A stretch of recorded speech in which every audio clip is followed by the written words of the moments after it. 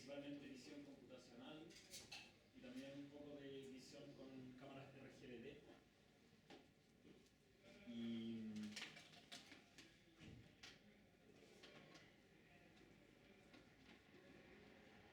como dijimos alguna vez, un problema, o sea, el solamente utilizar la información que obtenemos desde la percepción, que serían las observaciones, no es suficiente para poder después tomar decisiones. ¿Por qué? ¿Alguien se acuerda por qué?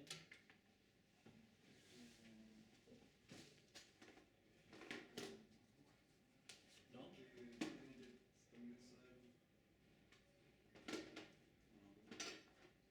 David, ¿cuál es la pregunta? Porque nosotros ya vimos en todo el capítulo de percepción varias estrategias para, a partir de las señales sensoriales, obtener información. Por ejemplo, detectar objetos, detectar ciertos features, etc. Entonces mi pregunta es, ¿por qué no podemos llegar a utilizar esa información que salió del bloque perceptual para tomar decisiones directamente? O sea, podríamos hacerlo, pero ¿por qué no es lo óptimo? O sea, estoy asumiendo porque en realidad no me acuerdo. Según yo, porque si trato de usar toda la información mucho tiempo y tengo que como que seleccionar lo que me sirve para tomar decisiones o algo así. No soy muy experto. ¿Perdón? ¿Cuál fue la respuesta? Que obtener mucha información, puedo tener muchas cosas que no sirven para tomar decisiones y que me van a quitar tiempo. Eso ya. Ok. Agustín, ¿qué piensas tú? No sé, Ronnie. Que hay demasiada información. Ya parecido a lo que dijo David. Sí, hay demasiados datos. Claro, pero ojo que eso más bien yo creo que es lo que ocurre aquí, cuando vienen los sensores. Pero lo que sale de acá no es tanta información en verdad. Lo que sale de acá son, por ejemplo, en una imagen detecté a 2 personas, Juanito y Pedrito, y están en tal posición relativa a mí. Esa es poca información en verdad, y está bastante como bien sintetizada, digamos. Puede ser que la información no es tan confiable. ¿Ya? Variar en el tiempo. Sí, por ahí más bien va la cosa. Por un lado, esa información puede no ser tan confiable desde varios puntos de vista.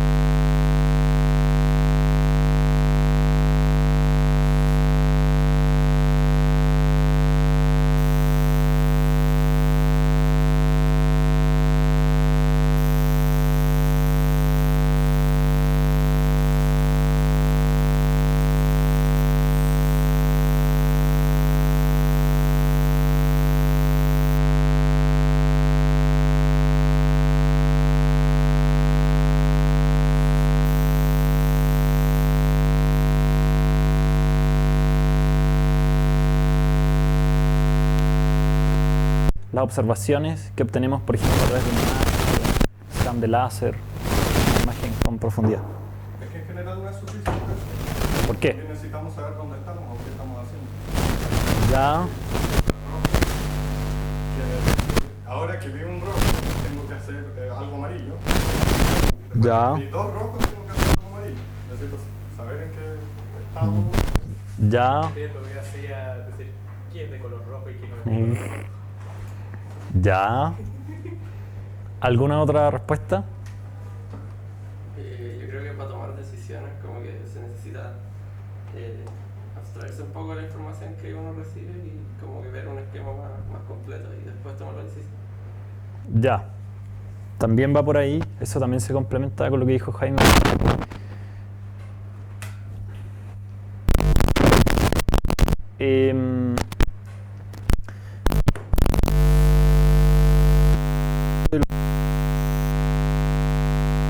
tenemos en cada...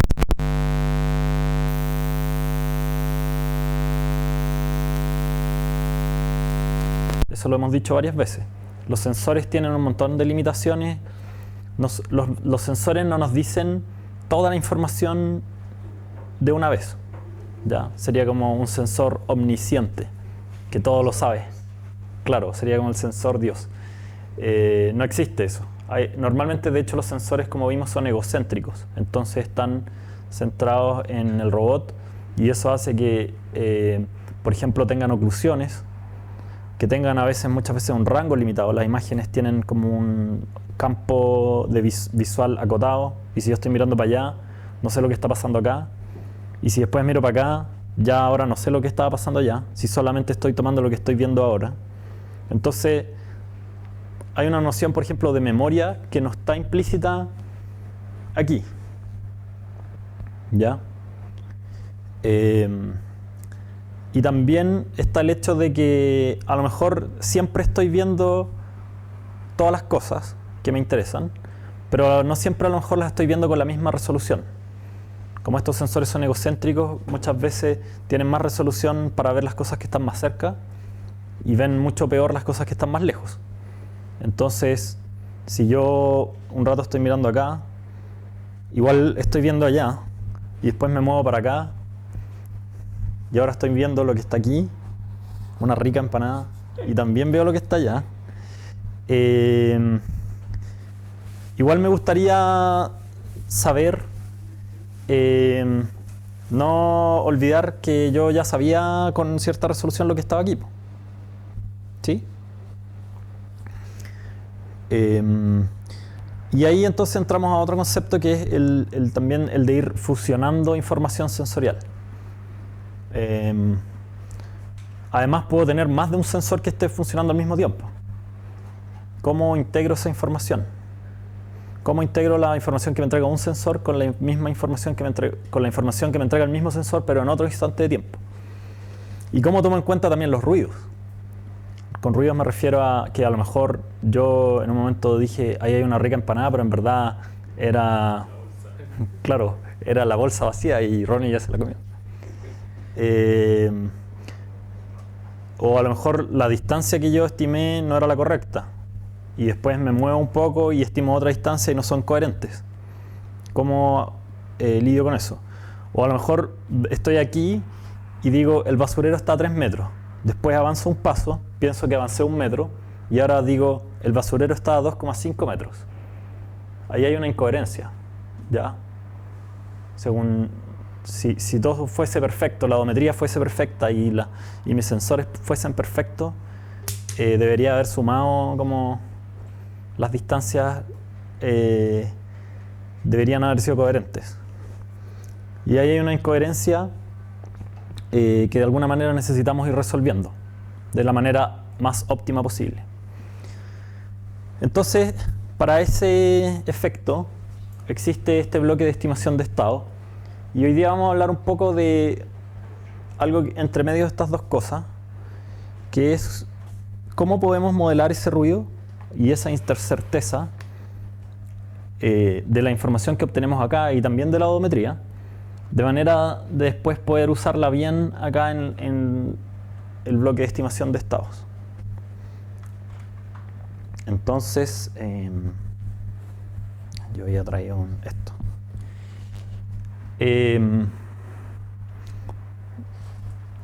Así como en forma muy general, cómo un robot puede entender qué es lo que está pasando, en qué estado está el mundo, en qué estado está él, dónde está el resto de las cosas, utilizando la información que obtiene por un lado de los sensores o observacional, de los sensores pasado por el bloque de percepción y también del proceso o de la dinámica de lo que está ocurriendo. Entonces, por ejemplo, en ese caso, si yo sé que estoy aquí y ahora cierro los ojos y tengo como mi propia odometría, esa información me puede servir para saber también qué es lo que está pasando ahora, combinada con la anterior.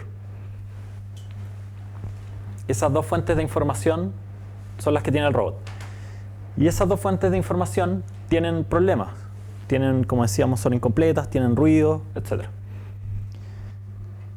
Un modelo de cómo va evolucionando el mundo que tiene implícita la suposición de Markov, de la cual quizás hablemos un poquito más adelante, o sea, seguro que vamos a hablar más adelante, es la siguiente. Aquí tenemos 3 filas de datos que se van produciendo en el tiempo, ¿ya? Asumimos como una discretización del tiempo, y estas serían variables que se van a ir produciendo en cada instante de tiempo. En primer lugar, arriba tenemos las acciones, lo que el robot hace, o lo que mide a través de la odometría, que se anotan con U normalmente, y aquí tenemos U sub t menos 1, U sub t, U sub t más 1, ¿ya? Ellas van influenciando la evolución del estado, y los estados son los X que están aquí, ¿ya? Entonces, en mi ejemplo del robot que se mueve, el X podría asociarse, por ejemplo, con la pose del robot, dónde está y su orientación. Muchas veces ese X puede ser algo más abstracto, como por ejemplo la temperatura de un horno, o cualquier cosa que uno asuma que se comporta como un estado. Ya vamos a hablar de qué significa eso. Y básicamente tiene que ver con la suposición de Markov y está más o menos implícito en ese dibujo. Los U serían entonces los pasos que yo doy. Y obviamente mi estado actual depende del estado que tenía antes y de la acción que realicé entre medio. Esas dos cosas influencian el nuevo estado. Por eso cada estado proviene, por así decirlo, depende del estado anterior y de la acción que se realizó entre medio. Ya esta acción vive temporalmente entre estos dos. Fíjense que después voy a decir eso. Y además, en cada instante de tiempo en el cual estoy en un estado, existe una observación. Y esa observación está influenciada solo por el estado. No depende de los estados anteriores, ni depende de la acción en general, sino depende solo del estado. O sea, si yo estoy aquí, no importa qué paso me llevó acá, no importa qué estado estuve antes, no importa si antes estuve en mi casa o he estado aquí hace 3 horas parado, o dormí aquí y me desperté y acabo de abrir los ojos, lo que voy a ver va a ser lo mismo. Solo depende de que estoy aquí. Lo que voy a ver en este instante de tiempo. ¿Sí? ¿Se entiende eso? Y por eso solamente cada uno de estos Z dependen del X que está arriba. ¿Ya? Tanto el X como el Z están definidos en un instante de tiempo preciso. ¿Sí? En cambio el U, que sería lo que ocurrió entre un estado y otro, está asociado con un intervalo de tiempo.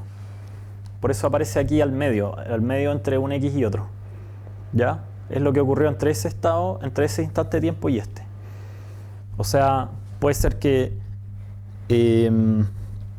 este sea mi estado, X sub t menos 1, y todo lo que estoy haciendo entre medio sería el U sub t, hasta que llega a un nuevo instante de tiempo. Y ahora este es mi estado X sub t. ¿Sí? Puede ser que ahí haya un paso, o 2 pasos, o medio paso, da lo mismo. Depende de qué tan frecuente sea el muestreo de estos estados, que en general está relacionado con la frecuencia de muestreo de los sensores.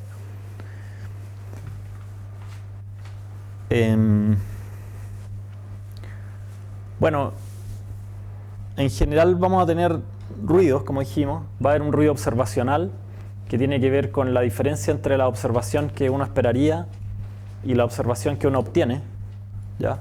Y también hay un ruido del proceso, que es una diferencia entre el estado real que resultó de ejecutar una acción y el estado que yo habría predicho. O sea, si yo estaba acá y di un paso, a lo mejor yo había predicho que iba a quedar en una cierta posición, pero en verdad quedé en otra. Y eso tiene que ver con que ese proceso de dar un paso y quedar en otro estado también tiene un ruido.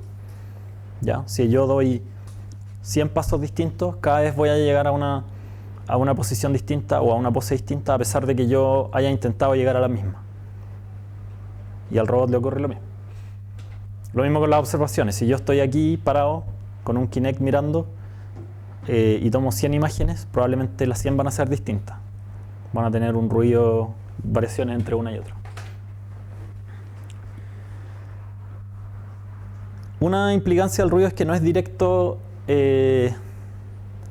poder integrar distintas fuentes de información, como decíamos, porque van a haber incoherencias. Si no hubiese ruido, todo sería coherente. Entonces, por ejemplo, si yo quisiera hacer un modelo 3D de esto, bastaría con que tome mi Kinect y me vaya moviendo. Y no tendría ningún problema, como los que veíamos en la clase pasada de alineamiento y todo eso, porque el alineamiento ya estaría directamente dado por la odometría que hay entre una imagen y la otra. Y por lo tanto yo simplemente tendría que ir pegando los puntos, a lo mejor tendría que lidiar un poco con el tema de la memoria necesaria para guardar todo eso, pero no tendría ningún problema en cómo calzar una imagen con la otra. Pero dado que existe el ruido está ese problema. Entonces, todos los métodos que vamos a ver a continuación, que son en el capítulo que viene a continuación, que es el de estimación de estado, son filtros bayesianos. Y esos filtros lo que hacen es utilizar modelos de la naturaleza del ruido, modelos probabilísticos, y utilizar esos modelos para poder fusionar toda la información de los sensores y de las odometrías y de los comandos para tener una estimación óptima que minimice el ruido en esa estimación. ¿Sí? Por ejemplo, si estoy construyendo un mapa, poder vivir, y el robot se dio una vuelta y recolectó muchos datos, poder construir el mapa que tenga el menor ruido posible, viviendo con todo el ruido que tuvo toda la odometría entre medio y todas las observaciones entre medio. Un ejemplo de esto es un modelo observacional. A nosotros nos gustaría, sería como el sueño del robótico, y de hecho a veces existe, tener un sensor omnisciente, como decíamos. Un sensor omnisciente sería un sensor tal que si nos entrega una observación Z, nosotros a partir de esa observación podamos directamente inferir el estado, ¿ya? Utilizando alguna función conocida. Pero en la práctica eso no pasa nunca, o pasa muy pocas veces.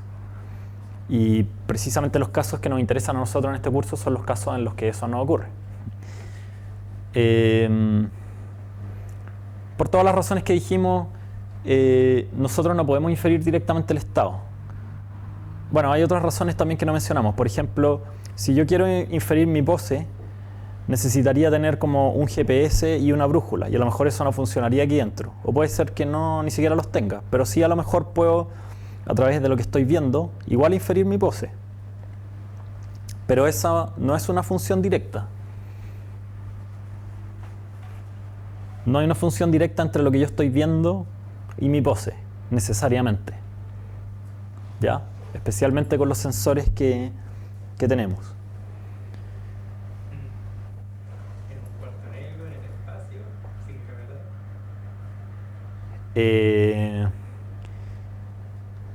En un cuarto negro, en el espacio sin gravedad, o sea, sin odometría y sin visión, no, ahí no se puede saber nada. Todos los seres vivos también necesitamos tener alguna fuente de información. Y nosotros, nuestro cerebro se va adaptando para utilizar las fuentes de información que tenemos para poder ir haciendo estos modelos del mundo.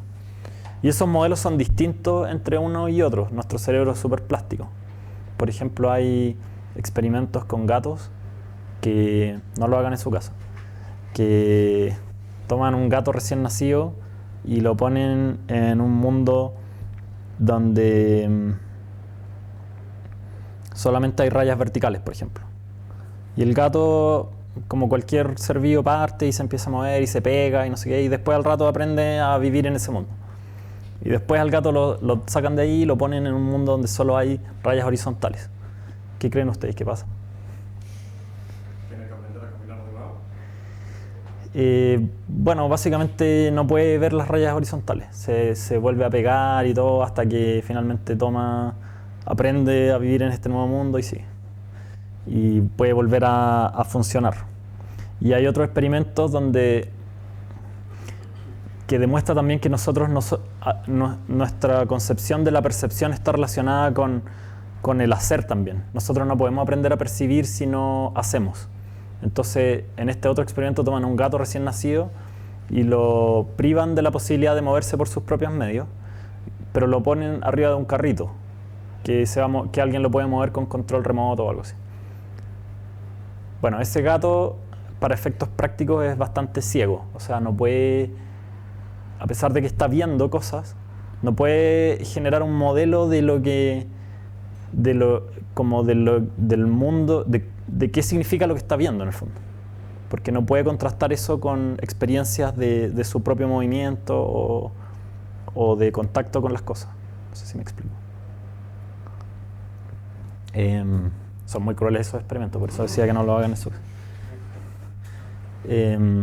Pero eso tiene mucho que ver también con muchas teorías de cómo aprendemos los seres humanos. Por eso nosotros no podemos aprender mucho en una clase donde hay un profesor hablando de un tema, ¿ya? Y aprendemos mucho más cuando hacemos cosas. Por ejemplo, en una tarea o en un trabajo grupal, de esos que los que hicieron arquitectura les gustaban tanto. Bueno, Matías está haciendo arquitectura.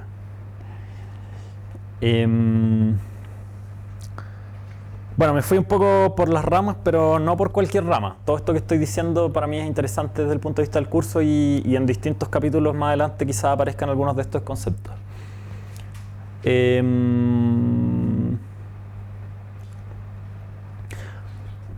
No siempre vamos a poder hacer esto, o muy pocas veces vamos a poder hacer esto, pero sí otras veces vamos a poder hacer otra cosa, que es mucho más fácil. Que es decir, construir una función tal que, sería esta función h, dado un estado, yo pueda saber qué es lo que debería haber. O a lo mejor eso más un cierto ruido. ¿Ya? ¿Sí? Entonces, supongamos que esta sería como una cierta función, llamémosle así, de renderización, para ponerlo en términos de computación gráfica. Donde en el estado tendría como un modelo del mundo, un modelo en 3 dimensiones, y esta función me va a decir qué es lo que yo debería ver en ese caso. ¿Sí? Y a esa función además le puedo agregar un cierto ruido aleatorio. ¿Sí? Pero esa función de renderización no necesariamente va a renderizar a una imagen. Puede renderizar a una lectura de láser, por ejemplo. Depende de qué sensor es el que yo esté modelando. ¿Me explico? Por ejemplo, si yo conozco el mapa donde vive el robot conoce el mapa en el cual él vive. Supongamos que es una cosa así. Y el estado está definido como la pose del robot. Y tiene un láser en el plano paralelo al piso, con un cierto ángulo. Yo podría definir un modelo de qué es lo que debería ver el robot dada la pose, si conozco el mapa. ¿Sí? ¿Cómo lo podría hacer? Bueno, simple, guardo el mapa, dentro de esa función como que después puedo poner tomo la función recibe el estado, ¿cierto? Que sería la pose. Entonces puedo poner al robot aquí en mi mapa, puedo poner el ángulo del láser y usando el mapa puedo ver, bueno, para esta distancia voy a medir eso. Para ese ángulo voy a medir eso. Para ese otro ángulo voy a medir eso. ¿Sí? Y entonces esa función me va a decir para esta pose, esa es la lectura que voy a tener. Una cosa así. Este sería el h de x. Y el ruido va a estar relacionado con que a lo mejor el sensor tiene problemas. Por ejemplo, algunos de esos láser puede que no se reflejen porque había un vidrio o cualquier cosa. Entonces, en verdad no voy a medir eso, sino que voy a medir esto. Ese sería el V, el ruido. O puede ser que simplemente el sensor midió un poco mal y quedó un poquito al lado. Y hay como una distribución gaussiana, por ejemplo, de ese ruido, como de las distancias o lo que sea. Otra forma más general de ver eso mismo sería decir que hay una distribución de probabilidades de lo que voy a observar dado el estado. Y que en verdad estas dos definiciones son más o menos equivalentes, porque en este caso esto es determinístico, pero al sumarle una variable aleatoria podría codificar la información que está aquí en esa variable aleatoria. ¿Sí? ¿Alguna pregunta? Entonces llegamos a la parte que todos estaban esperando. Un repaso de probabilidades. Pero antes de eso voy a hacer una encuesta. Si uno sin... ¿Ah? ¿Quién votaría usted? Claro. Si la elección por el día. Si 5 significa me encanta, 1 significa la odio o las odio, me encantan. Y 3 es me son indiferentes.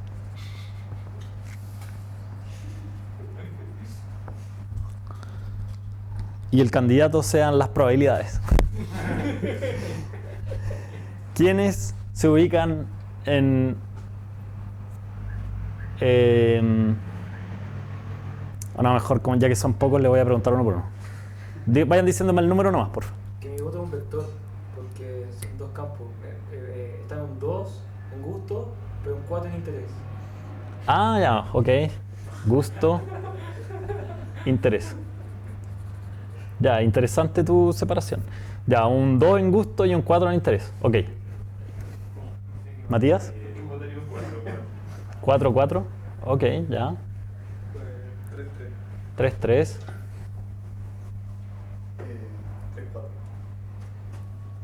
3, 4. Agustín. 3, 3, ya. El más sincero del curso. 4, 4. Si alguien quiere puede cambiar su votación, ¿no? A lo mejor alguien dijo 5, 5 porque quería ser como muy... No quería ser rechazado, pero... No, me gusta abusar de las probabilidades. ¿Abusar de las probabilidades? Sí, para generar cosas aleatorias, como terrenos. Ah, ya, ok, ok. Como de muestrear cosas. O sea, yo algún resultado que sea artísticamente bonito, generado por computador, ya no sé con probabilidad en algún lado. Interesante. Rodrigo. 4, 4.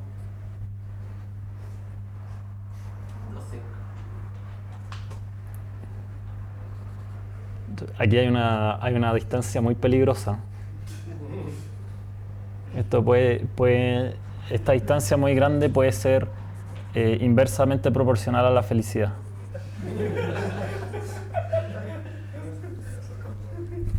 No me hacen feliz las probabilidades. Por eso, a eso voy. Que si a uno le interesan mucho las cosas que no le gustan tanto, puede ser un indicio de que no le estás dando mucha importancia a ser feliz. Ya.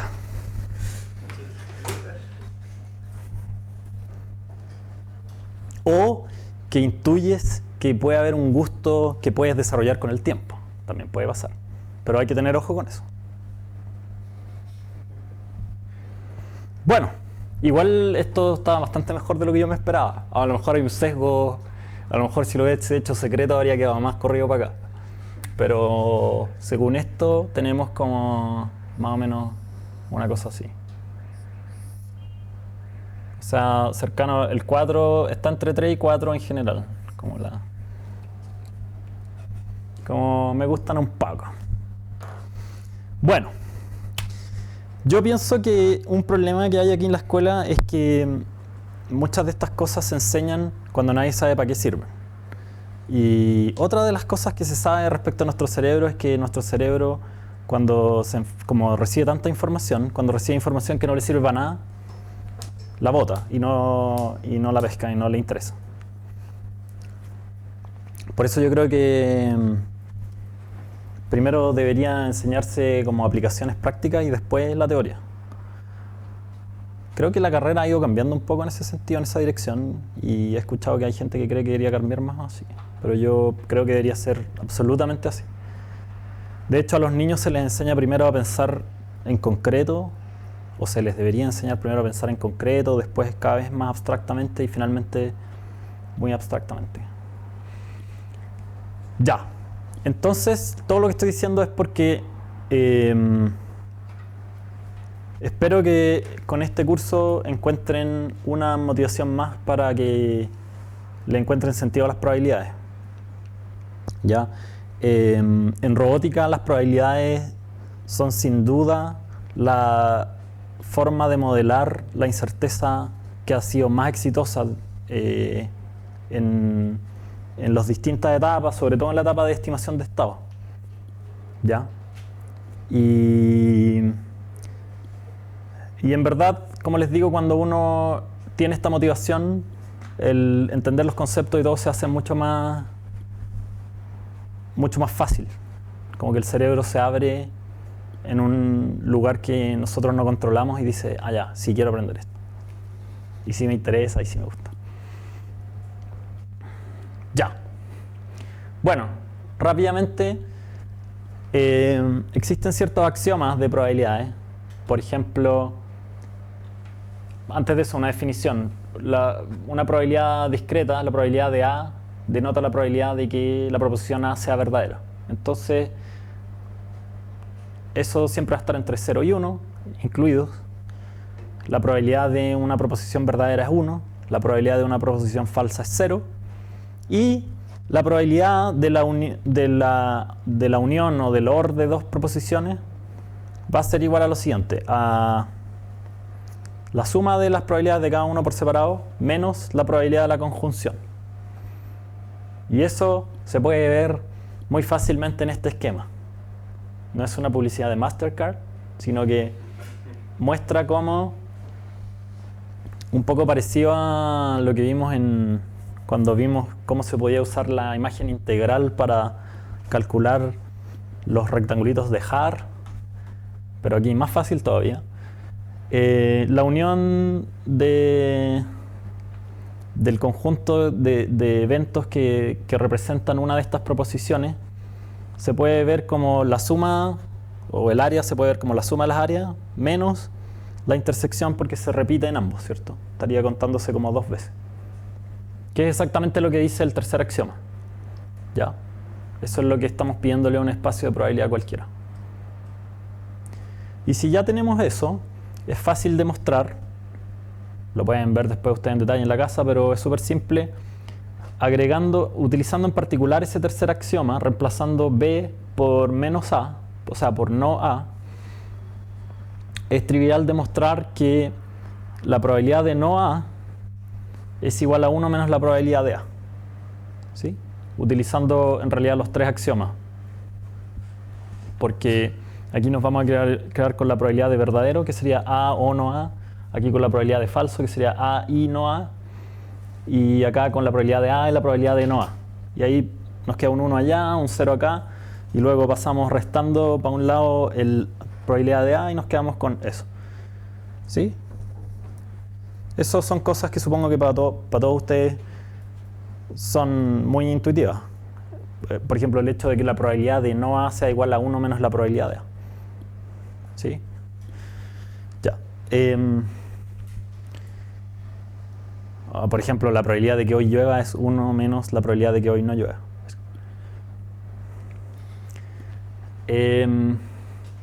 Existen, al menos desde un cierto punto de vista, 2 tipos de variables aleatorias, ¿ya? Que podemos definir. Una son las discretas, y una variable aleatoria discreta es una variable que puede tomar un valor dentro de n posibilidades. ¿Ya? Y por lo tanto, donde n es un número finito o contable, pero quedémonos con los finitos. Por lo tanto, podemos asignar a cada una de esas posibilidades una cierta probabilidad. Y necesitamos que todas ellas sumen 1. ¿Sí? Y podemos definir la probabilidad de x y como la probabilidad de que la variable aleatoria x tome el valor xy. Y esta función p, en este caso se llama la función de masa de probabilidad, o PMF por las siglas en inglés. Por ejemplo, si tenemos 4 piezas donde podría estar el robot, podríamos definir la probabilidad de la pieza como un vector de donde cada uno de estos valores, cada una de las piezas que hayan, va a tener una probabilidad asignada. Todas tienen que sumar 1, obviamente. 0,7, 0,2, 0,08 y 0,02. También existen las variables aleatorias continuas. Y en este caso, la variable aleatoria puede tomar un valor en el continuo. Por ejemplo, en R o en R a la n. O en otros espacios. Por ejemplo, el espacio de las poses es un espacio continuo que sería como R2 cruz 0, 2pi, una cosa así. Que sería como un espacio de... En R2 está la posición. O sea, X y teta estarían en un espacio como R2 cruz 0, 2pi.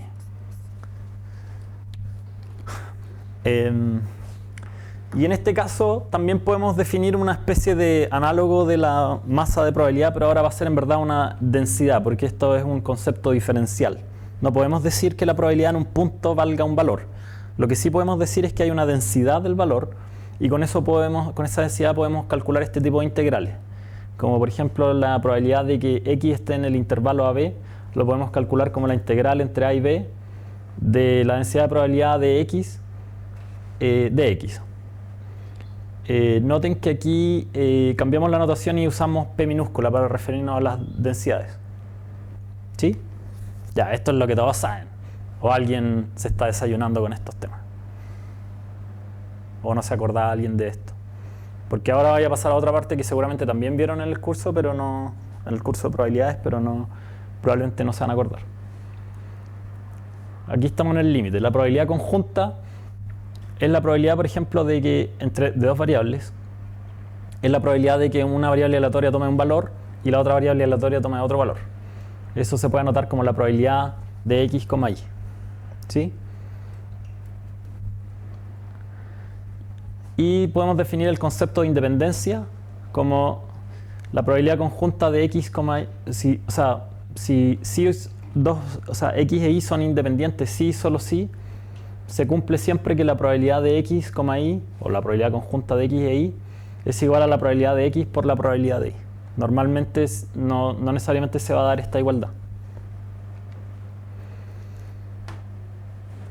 Y también podemos definir la probabilidad condicional como con esta barra, la probabilidad de x dado y, de la siguiente manera. La probabilidad de x dado y es la probabilidad conjunta de x e y partido por la probabilidad de y. O, despejando esta misma ecuación para el otro lado, la probabilidad conjunta de y es lo mismo que la probabilidad de x dado y por la probabilidad de y. ¿Quiénes se acordaban de eso? Nadie. Tú. 2, 3, 4, 5, 4 y medio. Ya. Seguramente si ahora hiciera la encuesta nos estaríamos corriendo, ya tendríamos la media muy cerca del 5. Sobre todo porque los que no están interesados ya están, no responderían la encuesta, están durmiendo ya. Ahora, si x e y son independientes, evidentemente siguiendo las definiciones, nos encontramos con que la probabilidad de x dado y es igual a la probabilidad de x. Ronnie, ¿por qué esto es evidente de todo lo anterior? Como son independientes, da lo mismo que pase con y para lo que pase con x. Ya, pero yo me refiero utilizando las fórmulas que ya habíamos visto. Una de esas, p de x, y yo tendría que reemplazar por p de x por p de y. Claro. Y ahí tendría p de y en ambos lados y Se cancelan. se cancelaría. Exacto. Muy bien, Roy. P de x dado y sabemos que siempre es P de x conjunto con y partido por P de y. Pero como en el caso independiente, P de x conjunto con y sería P de x por P de y. Entonces puedo simplificar o cancelar P de y y me quedo solo con P de x. ¿Sí? Eso quiere decir que de una manera, desde un punto de vista más conceptual, que y no me está aportando ninguna información con respecto a x.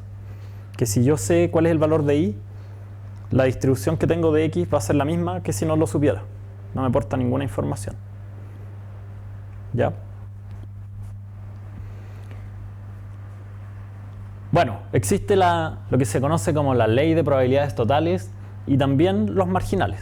La ley de probabilidades totales lo que dice es que si yo sumo en el caso discreto o integro en el caso continuo la masa o la densidad de la probabilidad a lo largo de todo el espacio de la variable aleatoria, el resultado va a ser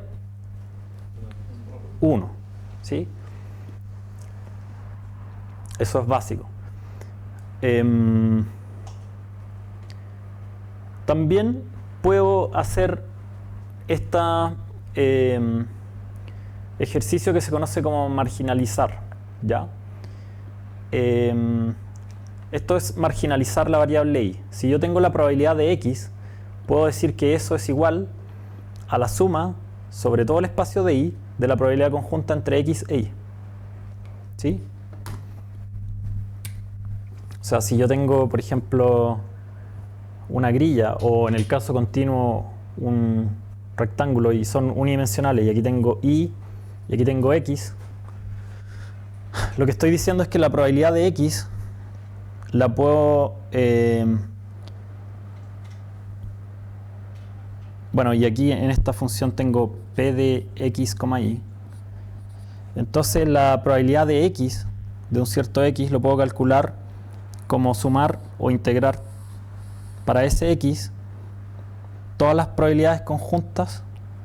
Si hago la suma de esto, o la integral, me voy a quedar con p de x. ¿Sí? Si integro p de x y a lo largo de todo y, dado este x.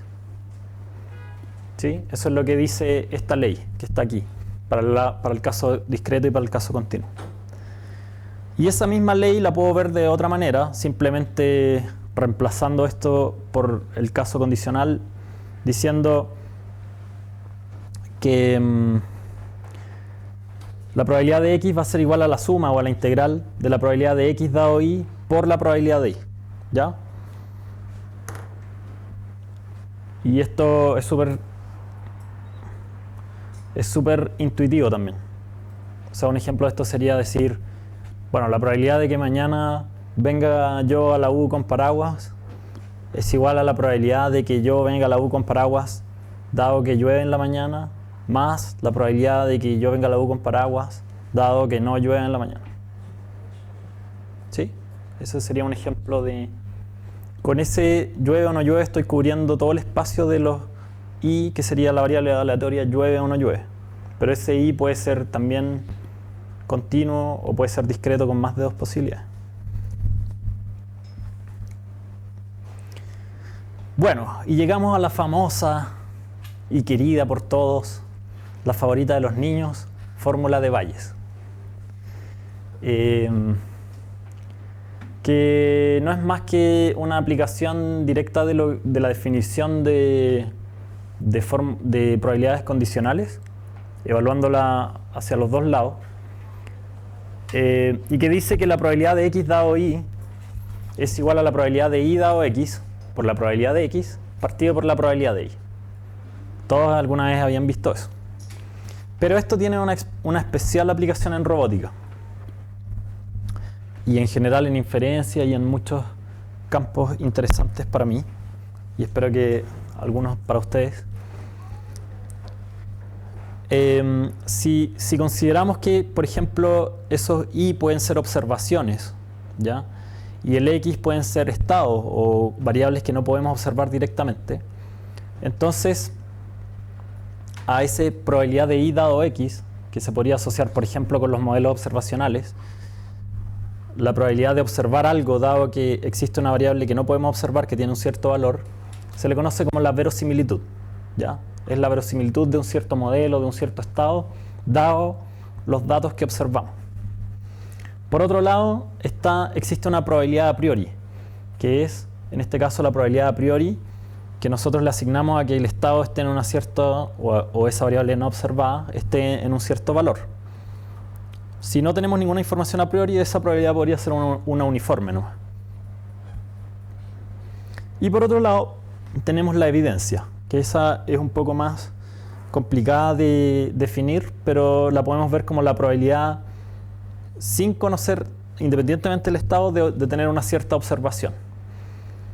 Quizá una forma bastante frecuente de calcular esta, como no es tan directo el observarla o calcularla, es simplemente usarla como una variable de normalización y para eso como calcularla como la integral de todo lo que está arriba.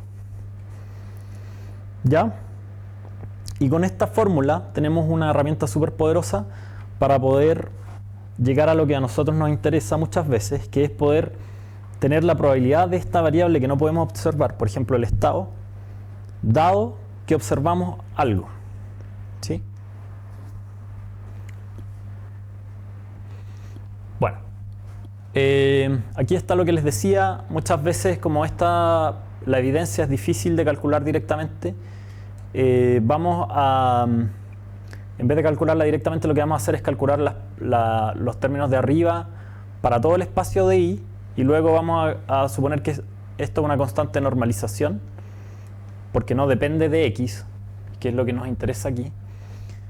Y vamos a calcular 1 partido por esta constante de normalización, que sería ese 1 partido por la probabilidad de I, como la sumatoria o la integral de lo que estaba arriba. ¿Ya? Y de esa forma podemos calcular este número. Si ya conocemos estos dos números para todos los X y para todos los Y.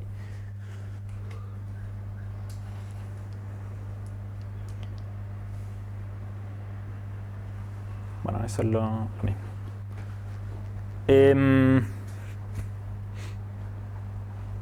La ley de probabilidades totales que ya vimos también tiene su versión condicional. Recuerden que la ley de probabilidades totales que vimos era esta, ¿ya? Con esta otra versión, que sería como despejando aquí, reemplazando la probabilidad conjunta por su versión en función de la probabilidad condicional. Pero también podemos agregar una nueva versión donde ahora estamos condicionando sobre otra variable, que no es la variable sobre la cual estamos marginalizando, sino es otra variable que se va a mantener siempre condicionando en todas las fórmulas. Entonces fíjense que esta fórmula de aquí es lo mismo que esta de acá, solo que le agregamos un dado I a cada uno de los términos. Aquí teníamos la probabilidad de X, aquí dejamos la probabilidad de X dado Y. En toda esta integral, que no tiene nada que ver con Y, sino con Z, también vamos a reemplazar la probabilidad de X dado Z por la probabilidad de X dado Z y también Y, y la probabilidad de Z la vamos a reemplazar por la probabilidad de Z dado Y. ¿Ya? Esta fórmula también se ocupa harto. Vamos a verla mañana, o sea, la próxima clase aparece en los filtros bayesianos. Y ahí en la diapo anterior es como probabilidad de X dado paréntesis Y como Z, o es como probabilidad de X dado Y como Z. esto es la probabilidad de X dado Y y Z. Ah, ok. Sí. Sí, sí, eso no lo definí, pero esta barra como que separa un conjunto de variables de otro conjunto de variables. Entonces, los que quedan a la izquierda son como puras variables, es como la probabilidad conjunta de todas esas variables, y los que están acá son variables dadas, todas estas son dadas. Claro, no es que sea la probabilidad de X dado Y conjunto con Z. Eso era como la otra opción que tenía, ¿cierto? No, como que esto corta en dos, siempre. Ya, y existe también, así como hicimos esta generalización al caso condicional, también existe una generalización del teorema de Bayes al caso condicional. O sea, tomamos la fórmula original y condicionamos todas las probabilidades a otra variable, que no era ninguna de las originales. En este caso, las variables originales eran X e Y, y condicionamos todo a Z. Entonces nos quedamos con que la probabilidad de X dado Y y Z, que es lo nuevo, es igual a la probabilidad dado Y, perdón, a la probabilidad de Y dado X y Z, que lo agregamos también, por la probabilidad de X ahora dado Z, partido por la probabilidad de Y ahora dado Z. ¿Sí? También nos va a servir. Y también tenemos un concepto de independencia condicional, que es similar al concepto de independencia, pero que ahora está condicionado a una variable.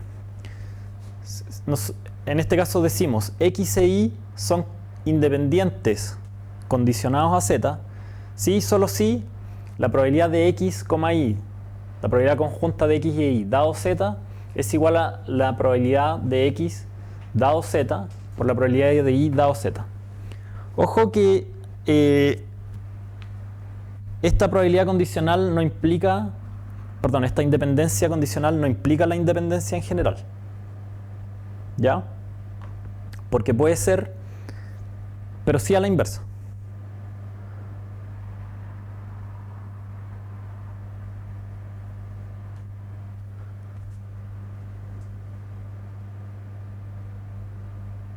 Porque puede ser que esta variable nos esté aportando la información necesaria para hacer que ambas sean independientes.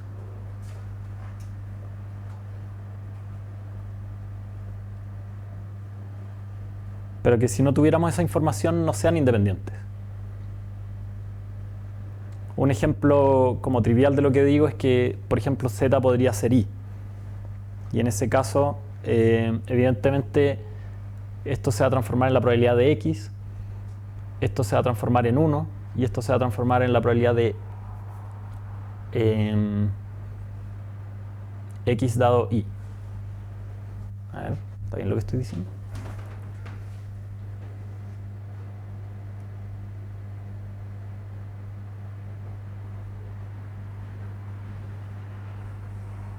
Ah, claro, y ahí al reemplazar esto me va a quedar la probabilidad de X por Y, X conjunto con Y partido por la probabilidad de Y.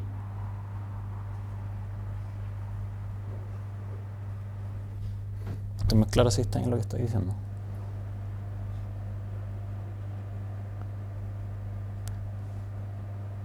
Ya voy a aclarar mejor ese concepto después.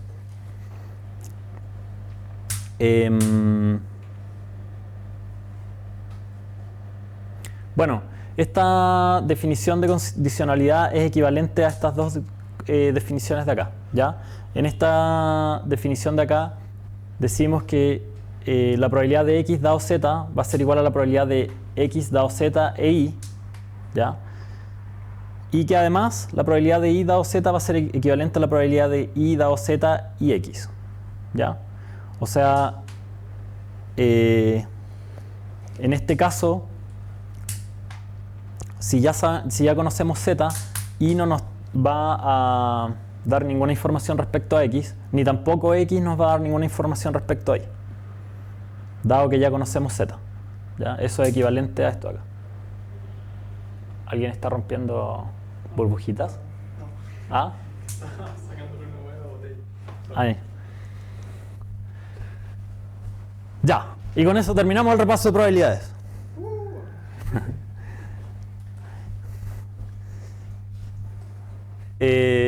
Ahora vamos a usarlas, pero en todo caso, además de verlas acá en la clase, van a quedar en la diapositiva como para que ustedes después le peguen una repasada cuando sea necesario. Como ejemplos de... A ver, una cosa importante que creo que ya la dije, pero que la voy a repetir ahora, es que hay dos tipos de modelos que nos van a interesar, que son los modelos observacionales y los modelos del proceso. Los modelos observacionales son los que modelan cómo da un estado, cuál es la probabilidad de que yo vea algo, observe algo. Y los modelos del proceso son los que me dicen, dado que estoy en un estado y ejecuté una acción, cuál es la probabilidad de que llegue a otro estado. ¿Sí? Vamos a partir con modelos observacionales y vamos a modelar sensores de proximidad.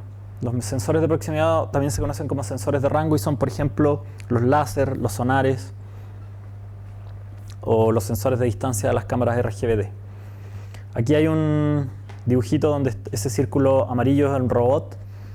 Ese radio que tiene negro corresponde hacia dónde está mirando, hacia adelante.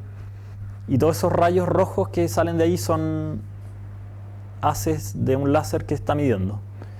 Y esos puntos, la imagen en blanco y negro que está detrás es un mapa, ¿ya? Donde los puntos blancos están desocupados y los puntos negros están ocupados. Entonces hay como paredes aquí.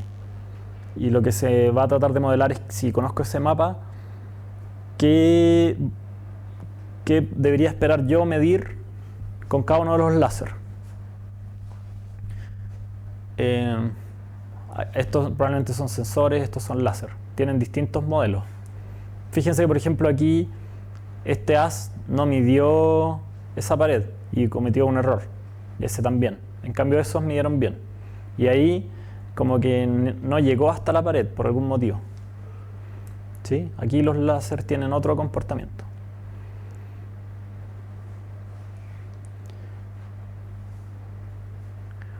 Ya, el punto es, ¿cómo puedo modelar ese comportamiento? Una suposición típica que se hace es que en estos tipos de sensores de rango, la medición de un haz es independiente de las mediciones de los otros haces, ¿ya? Y por lo tanto las puedo modelar cada uno por separado.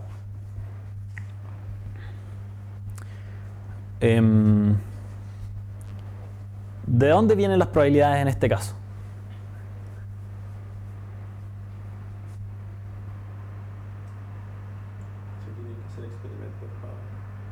Ya, eso sería como cómo podría obtener datos para... claro, vamos a llegar ahí en un ratito más. Pero en primer lugar, ¿de dónde vienen los problemas que pueden haber aquí? Del sensor, ya. ¿Qué tipo de cosas dijimos que pueden pasar? ¿Por qué necesitamos modelar esto probabilísticamente y no podemos asumir simplemente que si nosotros estamos en una pose y conocemos el mapa y sabemos a qué ángulo corresponde el haz que estamos midiendo, simplemente el h de x va a ser igual a esa distancia esperada? Porque el sensor tiene ruido y aleatorio. El sensor tiene ruido ya. Entonces, ¿qué tipo de ruido tiene? Aleatorio. Aleatorio, ya. ¿Y qué forma tiene ese ruido, más o menos? Gaussiano. Ya puede haber un cierto tipo de ruido gaussiano, de un error de la distancia, como en torno a eso. Ese debería ser más o menos chico en general. ¿Qué otro tipo de problemas pueden haber aparte de ese ruido gaussiano o como...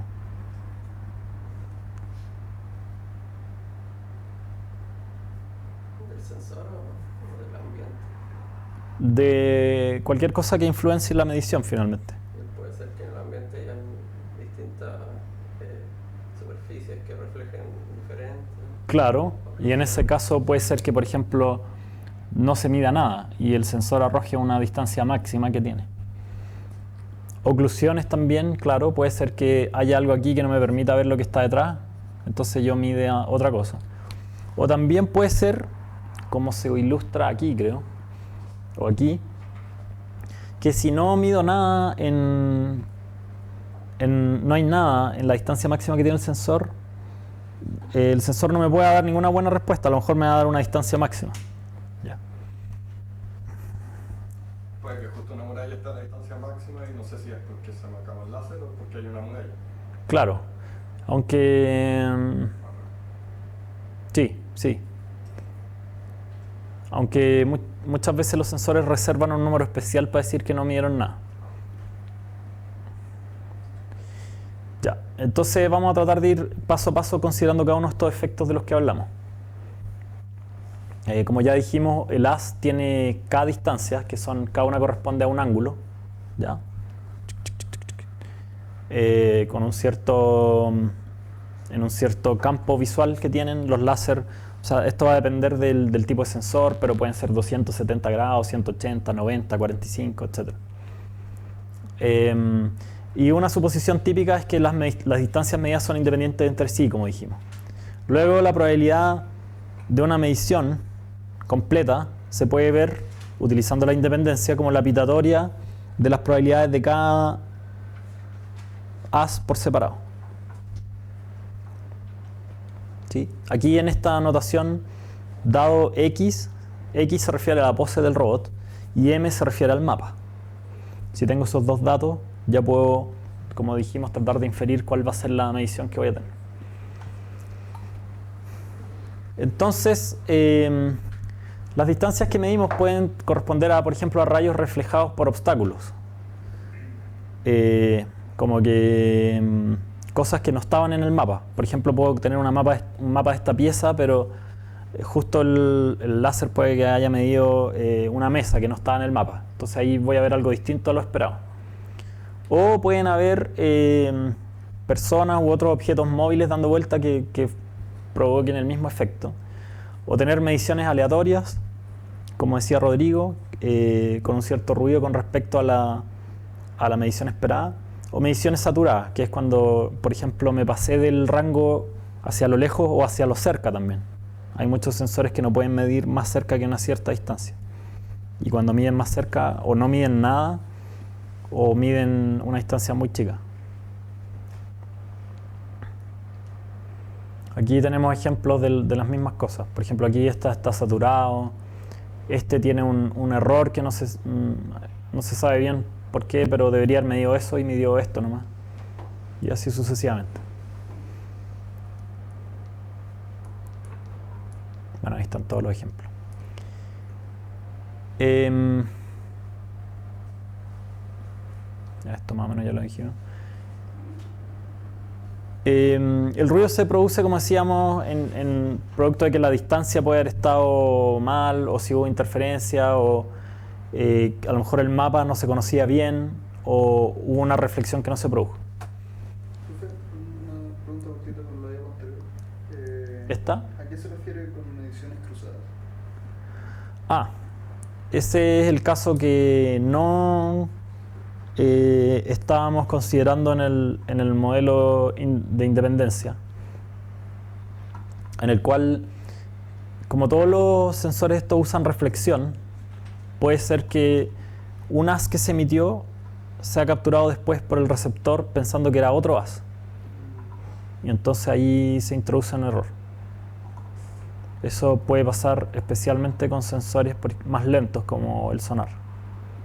Con el láser debería ser más difícil que ocurra eso.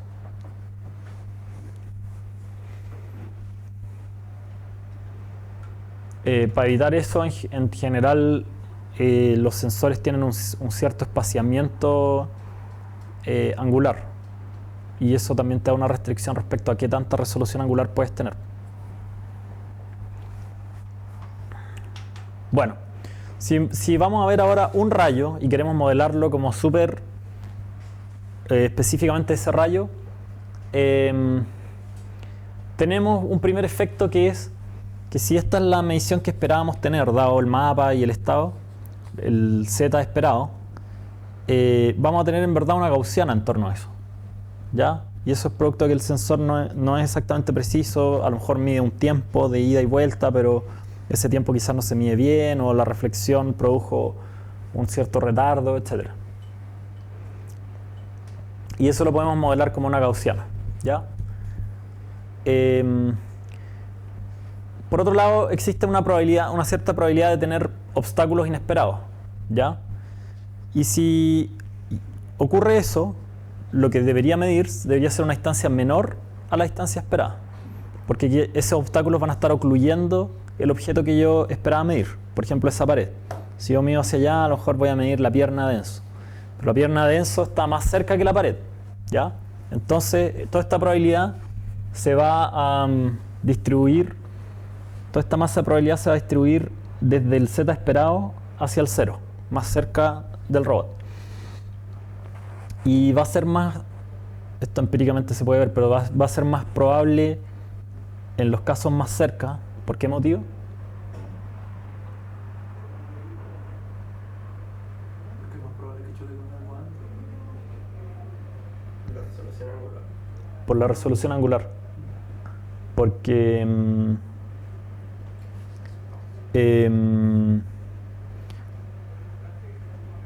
los objetos que están más cerca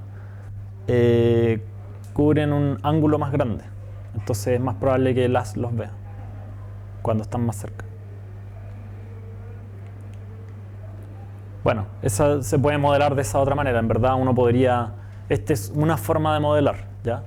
Y todos estos modelos tienen ciertos parámetros que después vamos a ver cómo los podemos ajustar.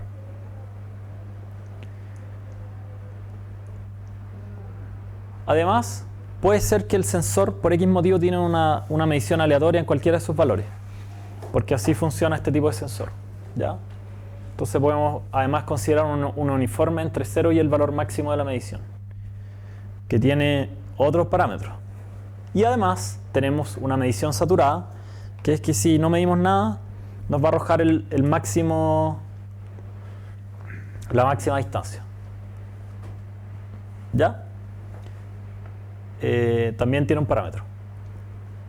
Y finalmente, si consideramos todos esos efectos y sumamos todas las probabilidades, usando probabilidades totales podríamos decir que la probabilidad de lo que observamos sería la probabilidad que teníamos para el caso de que medimos lo que realmente queríamos medir, que era esa gaussiana,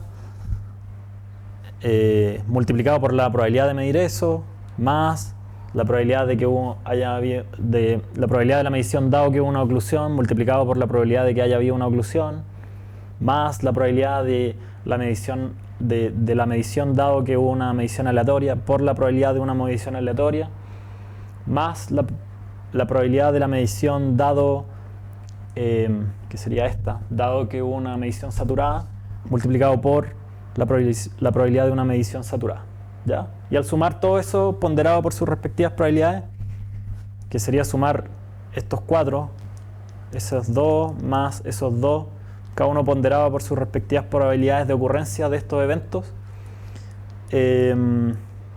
nos quedamos con una probabilidad de este tipo, ¿ya? Que igual tiene un peak grande en la distancia esperada, pero no necesariamente es el único peak, también hay un peak acá.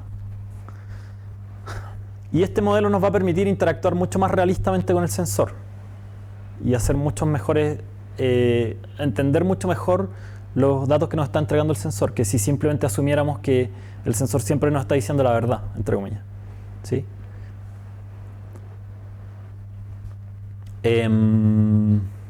Aquí está en notación vectorial lo que yo les acabo de decir. Se pondera cada una de estas probabilidades que habíamos visto antes por la probabilidad de que ocurra el evento asociado. El evento de, por ejemplo, una medición saturada. Entonces, ahora viene la pregunta que se puede contestar con la respuesta que dio Matías antes. ¿Cómo se pueden determinar los parámetros de ese modelo? Este es un modelo paramétrico. ¿Saben lo que significa un modelo paramétrico? ¿Que tiene parámetros? Muy bien, pero no solo eso.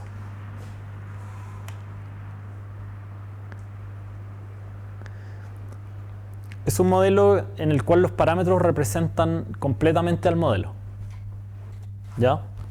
Los modelos no paramétricos son aquellos donde pueden existir algunos parámetros, pero finalmente el modelo queda determinado por los datos empíricos que se obtienen. Hay que siempre referirse a los datos para saber qué es lo que dice el modelo. En cambio, en el modelo paramétrico yo puedo tener datos y a partir de esos datos extraer los parámetros que mejor representen esos datos, pero una vez que ya tengo los parámetros me puedo olvidar de los datos y funcionar solo con los parámetros. Bueno, aquí tenemos datos. Datos, por ejemplo, de un sonar. Si tengo una distancia esperada de 300 milímetros, que está en este nivel en ambos gráficos, aquí tengo distintas mediciones que me entregó el sonar. Son súper variadas, si se fijan. Bueno, y se ve como hay varias saturadas.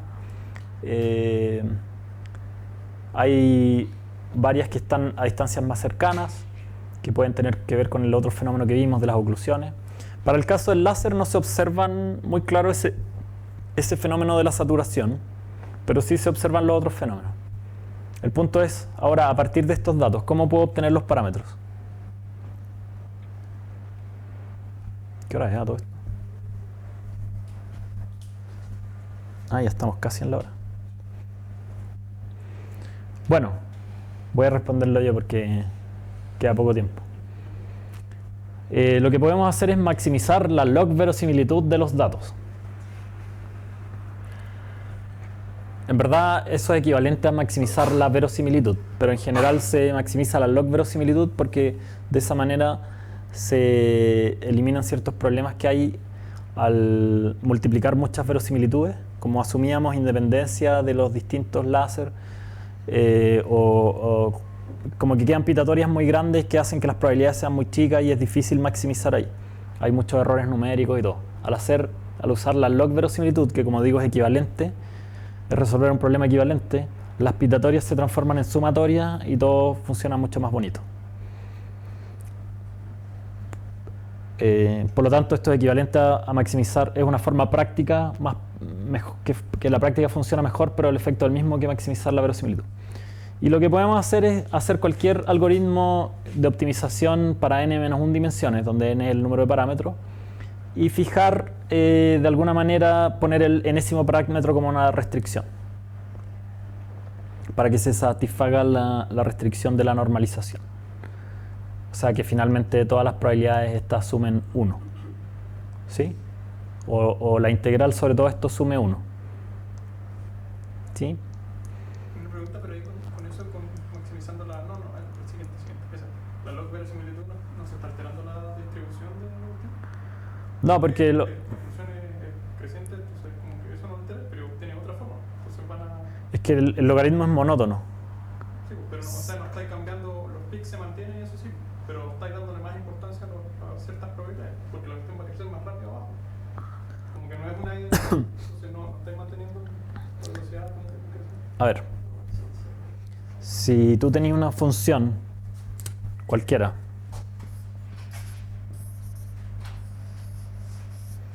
el logaritmo puede tener otra forma, pero el logaritmo de, si este f de x, el logaritmo de f de x puede tener otra forma, pero los pics se van a conservar.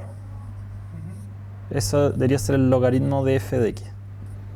O sea, el máximo va a ser para el mismo x. Eso sí, eso lo tengo claro, pero por eso mismo no, y ahí como que da lo mismo que cambie la forma. Lo que pasa es que el logaritmo solo se usa para encontrar los parámetros, el x, no para después interpretar las probabilidades. Después te vuelves a las funciones de probabilidad que tenías y usas los parámetros óptimos, ¿no?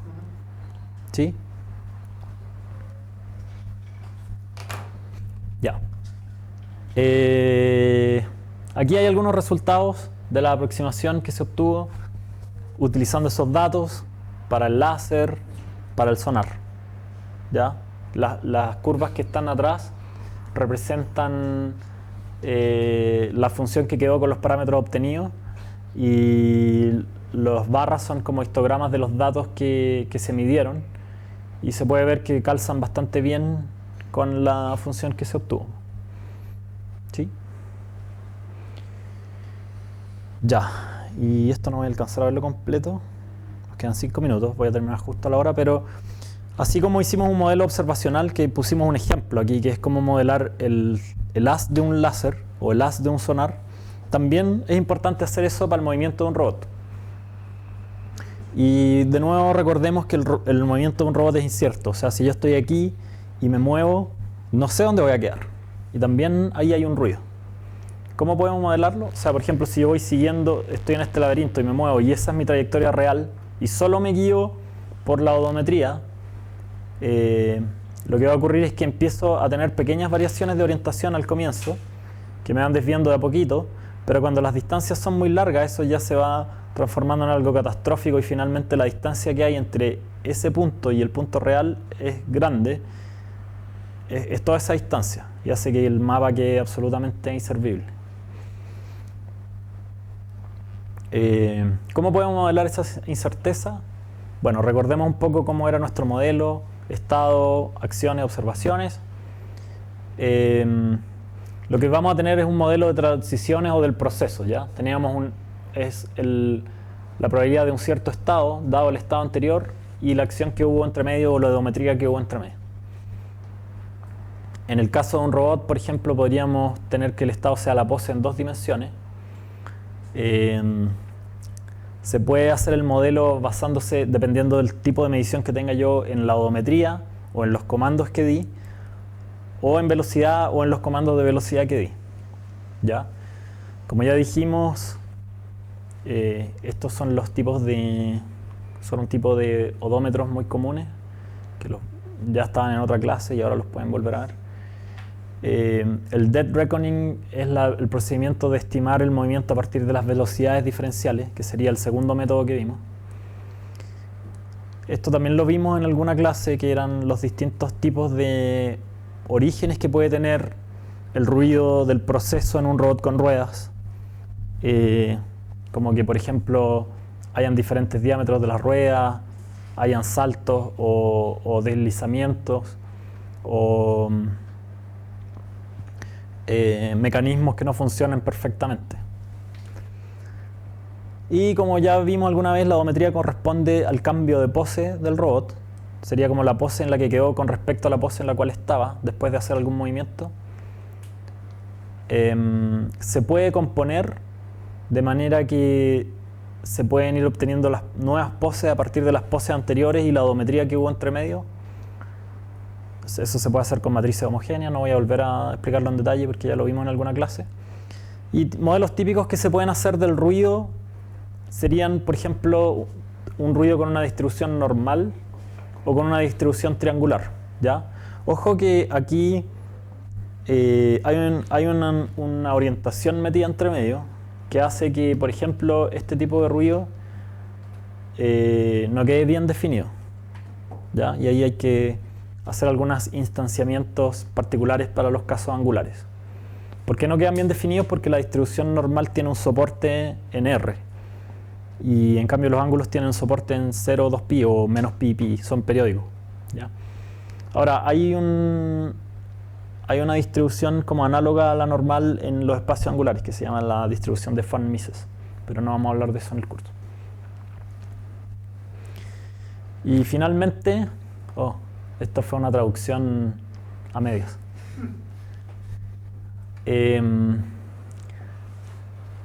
Lo que vamos a observar es que si nosotros vamos haciendo desplazamientos cortos, varios desplazamientos, y tenemos un modelo observacional que tiene errores en cada una de sus componentes, normalmente lo que vamos a hacer es que si partimos en este estado y realizamos este comando, la distribución con la que nos vamos a quedar de la posición va a tener un tipo banana.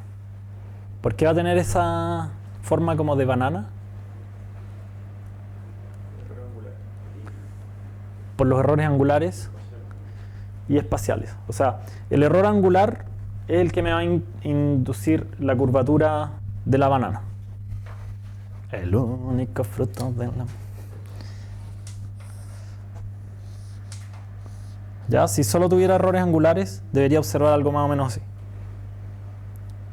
En particular, si yo solo tuviera un error angular al comienzo y después me moviera recto. Pero además tengo errores angulares que se pueden ir repitiendo más allá y también errores espaciales, que en general tienen un efecto más chiquitito. Entonces, esto se distribuye un poco así. Por eso tiene esa forma. Ahora, si además tengo desplazamientos en otras dimensiones, los errores angulares ahora van a tener otras direcciones y por eso la banana se puede transformar más bien en una palta o algo así.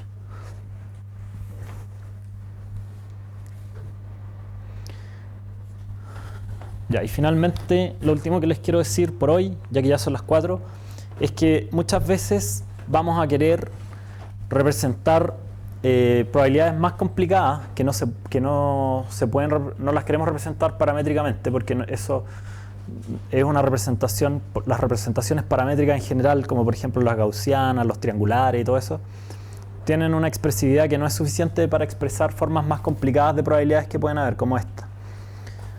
Entonces, una forma bastante utilizada que tiene muchas gracias es la de representarla utilizando muestras. Y eso está relacionado con los filtros de partículas y los métodos de Monte Carlo. Entonces, si yo quiero representar esta distribución, por ejemplo, lo que hago es tomar muestras, n muestras de ella, y guardo estas muestras como una representación de la probabilidad, de la distribución de probabilidad. Entonces, si se fijan, por ejemplo, aquí donde hay la densidad de probabilidad es mayor, voy a tener una mayor densidad de muestras. Y en estas regiones donde la densidad de probabilidad es menor, voy a tener menos muestras. Estas muestras no contienen toda la información de la densidad original. En teoría, por la ley de los grandes números, si fueran infinitas muestras, más o menos sí podría recuperar la distribución original. Pero en este caso, como estamos trabajando con computadores reales del año 2015, solamente tenemos finitas muestras. Y de hecho en general son pocas. Para poder hacer que el robot funcione con esto en tiempo real. Entonces, puede ser que estas muestras no representen tan bien la distribución original, pero en la práctica es lo suficientemente bien como para operar bien con ella. ¿Sí? Y se puede pensar que estas muestras son como hipótesis del valor que podría tomar esa variable aleatoria. Mientras más muestras haya en una cierta región, quiere decir que hay más hipótesis que están como apostando a que ahí está el valor real de esta variable aleatoria. Ya, y con esto terminamos, porque ya no alcanzará nada más.